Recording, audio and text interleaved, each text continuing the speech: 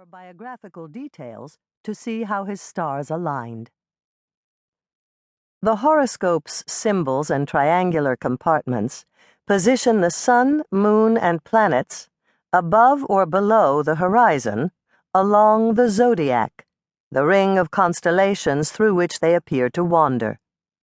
The numerical notations describe more precisely where they lie at the moment with respect to the 12 signs, and also 12 so-called houses governing realms of life experience. Although the diagram invites interpretation, no accompanying conjecture has survived alongside it. One modern astrologer, invited to consider Copernicus's case, used computer software to draw a new configuration in the shape of a wheel, and added solar system bodies unknown in his time.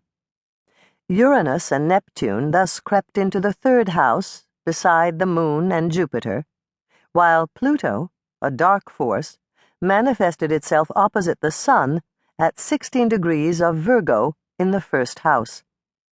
The Pluto-Sun opposition drew a gasp from the astrologer, who declared it the hallmark of a born revolutionary. The bold plan for astronomical reform that Copernicus conceived and then nurtured over decades in his spare time struck him as the blueprint for the marvelous symmetry of the universe. Even so, he proceeded cautiously, first leaking the idea to a few fellow mathematicians, never trying to proselytize.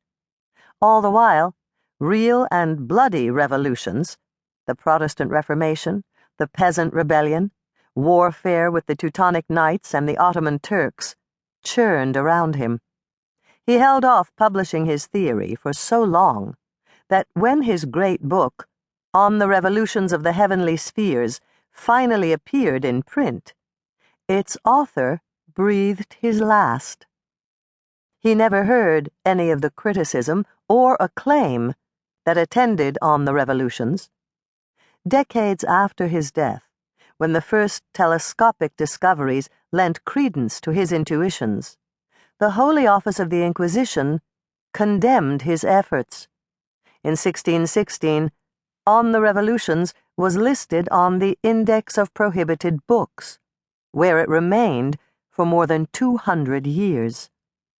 The philosophical conflict and change in perception that his ideas engendered are sometimes referred to as the Copernican Revolution. He was christened for his father, Mikołaj in Polish, Niklas in German, his native tongue. Later, as a scholar, he Latinized his name, but he grew up Niklas Kopernik, the second son and youngest child of a merchant family from the copper-mining regions of Silesia. Their ancestral village of Koperniki could have taken its name from the Slavic word for the dill plant, koper, or from the old German term for the metal mined there, Copper.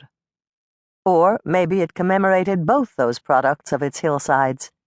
In any case, the roots of Koperniki's etymology lay long buried by the time its younger generations began leaving home to seek new fortunes in the towns and cities.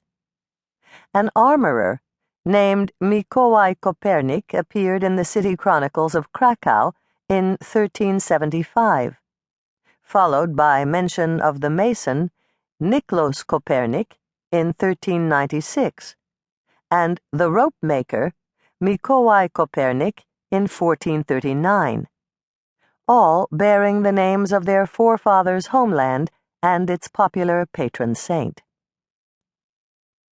Around the year 1456, the alderman Mikołaj Kopernik, who traded in Hungarian copper, moved north from Krakow to Toren, where he married Barbara Watzenrode. They lived on narrow St. Anne's Lane, later renamed Copernicus Street, and raised 4 children in a tall brick house that is now a museum to the memory of their famous son. From the double front doors under the house's pointed arch, their 2 boys, Andrei and Niklas, could walk to classes at the parish school of St. John's Church.